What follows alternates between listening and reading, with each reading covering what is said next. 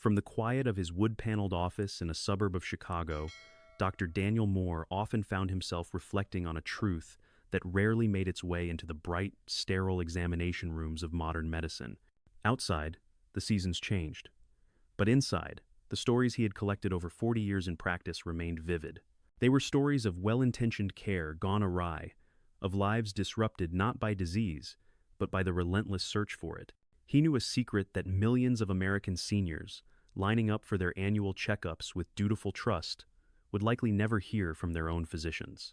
What if some of the most routine tests, the ones presented as the gold standard of preventative care, were actually pushing the very people they were meant to protect closer to harm, closer to unnecessary surgery, a debilitating stroke, or even cancer?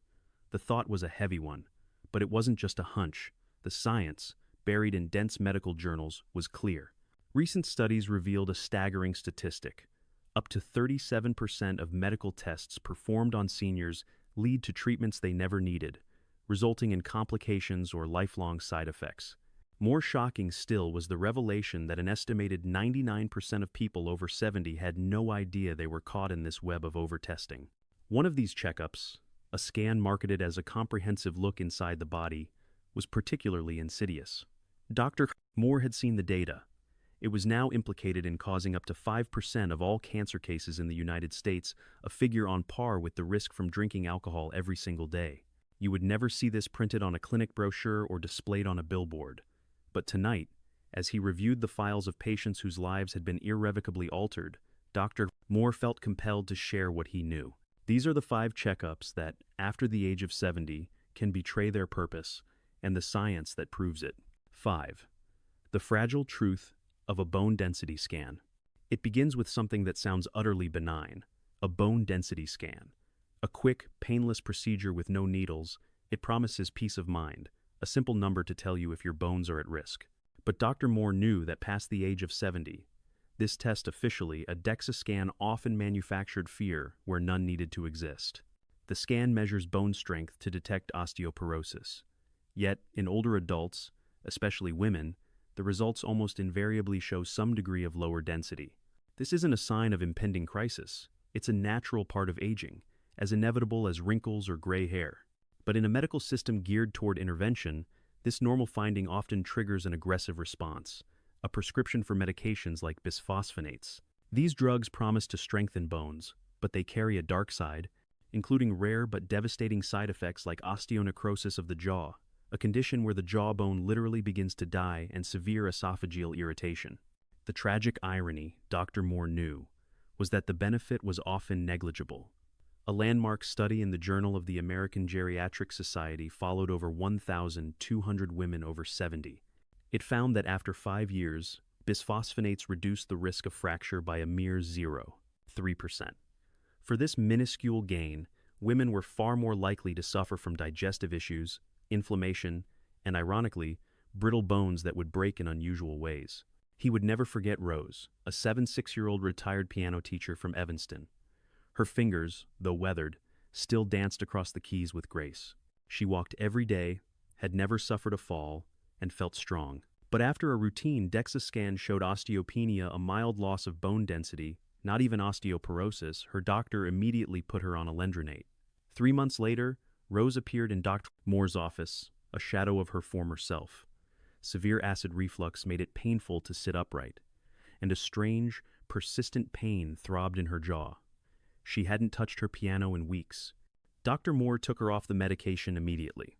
Instead, he designed a new regimen: vitamin D supplements, gentle weight-bearing exercises with resistance bands, and a diet rich in calcium from sardines and leafy greens. A year later, Rose was back to performing Chopin. Her legs were stronger, her balance had improved, and she remained fracture-free. A number on a screen had nearly silenced her music, but a return to fundamental, lifestyle-based health had restored it. As a 2022 study in osteoporosis, International confirmed, strength training, balance work, and proper nutrition could reduce fracture risk by over 20%, a far more impressive result than any pill. 4. The anxious mind and the brain MRI. Rose's story was about a fear of physical frailty. The next case that came to Dr. Moore's mind was about a fear that ran even deeper, the fear of losing one's mind. When a senior becomes more forgetful, the specter of Alzheimer's looms large. The reflexive response from many doctors is to order a brain MRI.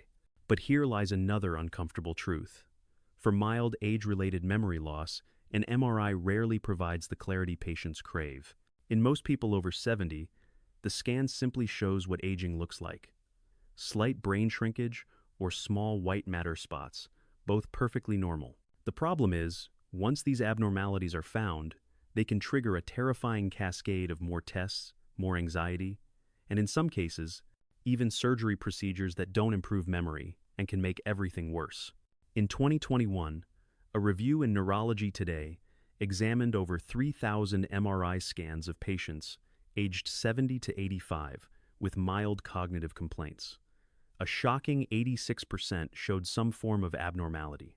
Yet, only 3% of those findings pointed to a genuinely treatable condition. This meant that for 97% of those patients, the scan did little more than confirm they were aging, while delivering the terrifying news that something is wrong. Worse, nearly 12% were sent for invasive follow-ups like spinal taps or exploratory biopsies based on these vague results. This was what happened to George, a 74-year-old retired engineer from Naperville. A man who had built his life on precision and logic, George was unnerved by his increasing forgetfulness, misplacing his keys, fumbling for a neighbor's name. His doctor ordered an MRI, which revealed the common white matter changes. George panicked. Convinced he had early-stage dementia, his world shrank. He stopped driving. He quit his weekly breakfast with his fellow engineers. The anxiety itself began to cripple his memory. When he finally saw Dr. Moore, a simple, paper-based cognitive screening test was administered. His score was well within the normal range for his age. Dr. Moore gently explained that the MRI findings were age-appropriate, like gray hairs on the inside. He helped George focus on tangible interventions, improving his sleep, staying hydrated, and engaging his mind with crosswords and strategy games. 3 months later, George felt like himself again. The fog had lifted, not because a disease had been cured, but because a fear had been dispelled. An MRI is a powerful tool, but for mild memory loss without severe neurological symptoms like seizures or sudden personality changes, it often creates problems rather than solving them. 3. The stressed heart and the unnecessary stent. Dr. Moore then thought of the heart, the engine of the body, and the test most commonly used to check its performance, the cardiac stress test. It is the go-to for seniors complaining of mild fatigue or a fleeting tightness in the chest. By monitoring the heart during exercise, it's meant to spot blocked arteries. But after 70, especially in patients without clear symptoms of heart disease, this test frequently sounds a false alarm. The issue is its accuracy.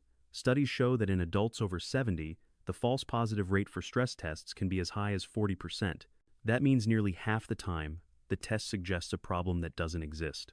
This often leads patients down a path of no return, an invasive angiogram to get a closer look, and then, all too often, the placement of a stent to open a blockage that was never causing a problem. A major 2017 study in JAMA Cardiology was damning. It found that more than half of all stents placed after a stress test referral were in patients who had no significant symptoms and received no real benefit. Their survival rates didn't improve, nor did their quality of life. What they did get were higher risks of bleeding, kidney injury from the contrast dye used in the procedure, and long, stressful hospital stays. This was exactly what happened to Raymond, a 75-year-old retired postman who prided himself on his daily walks through his neighborhood. He mentioned to his doctor that he sometimes felt a bit more tired on steep hills. Just to be sure, a stress test was scheduled. The results were ambiguous, so he was sent for a cardiac catheterization. The procedure found a mild narrowing in one artery, and a stent was placed. That night, Raymond had a severe reaction to the contrast dye, and his kidneys began to fail. He spent 6 days in the hospital. The fatigue he'd complained about never went away, because it was never a cardiac issue. He was simply a 75-year-old man who needed to drink more water and rest a little longer after his walks. A simple answer had been overlooked in the rush for a complex one. 2. The colonoscopy crossroads. What came next on the list was a procedure so ingrained in the American psyche as a lifesaver that to question it felt like heresy, the colonoscopy. But Dr. Moore knew that after age 70, and almost certainly after 75, the balance of risk and reward shifts dramatically. For an older adult, the risks are not trivial. The harsh laxative PrEP can cause severe dehydration and electrolyte imbalances, leading to dizziness or kidney problems. The sedation itself poses a greater risk to cognitive function. And the procedure itself can, in rare cases, cause bleeding, perforation of the colon, or heart rhythm disturbances. A 2019 study in JAMA Internal Medicine that followed 1.3 million Medicare patients laid out the stark numbers. For every 1,000 colonoscopies performed on patients over 75, only 2 lives were saved from colon cancer. In that same group, however, over 20 people experienced a serious complication. That's a 1:1 ratio of harm to benefit. Even when polyps are found, many are so slow-growing that in an older person, they are unlikely to ever become life-threatening. Dana, a 73-year-old grandmother who ran a beloved small bakery with her daughter, was the picture of health. She had no symptoms, no family history of colon cancer, and had 2 perfectly clean colonoscopies in the past. But her new primary care doctor, fresh out of residency and determined to follow the guidelines to the letter, insisted she have another. She reluctantly agreed. During the procedure, a tiny, harmless polyp was removed. That night, Dana woke with excruciating abdominal pain and fainted. At the hospital, doctors discovered a bowel perforation from the procedure.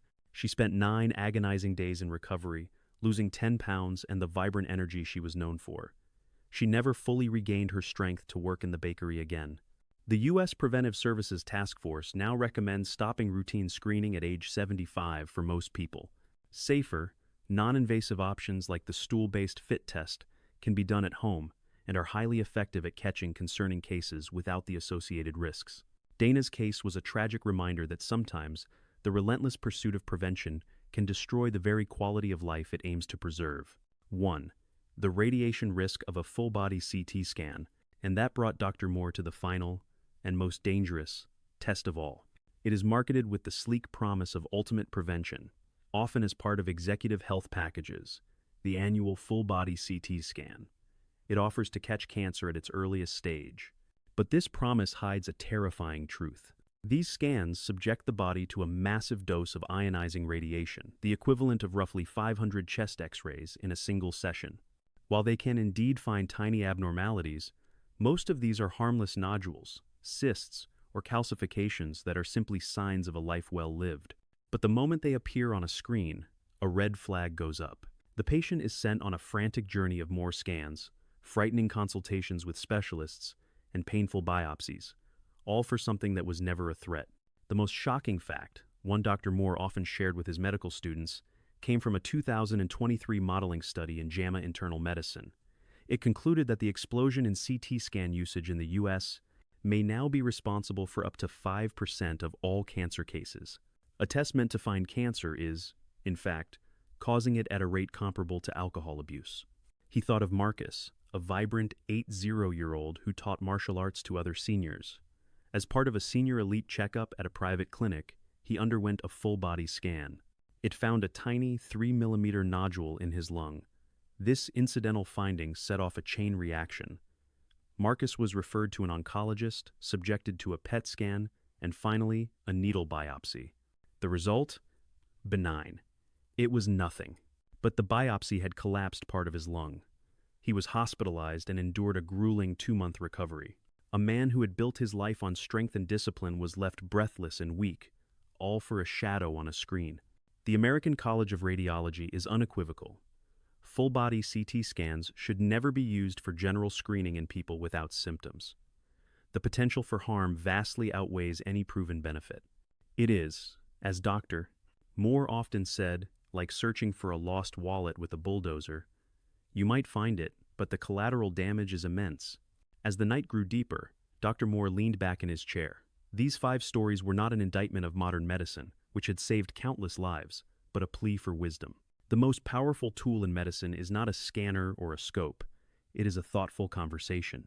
It is asking, what happens next if this test finds something? It is weighing whether the risks of a procedure are greater than the reward.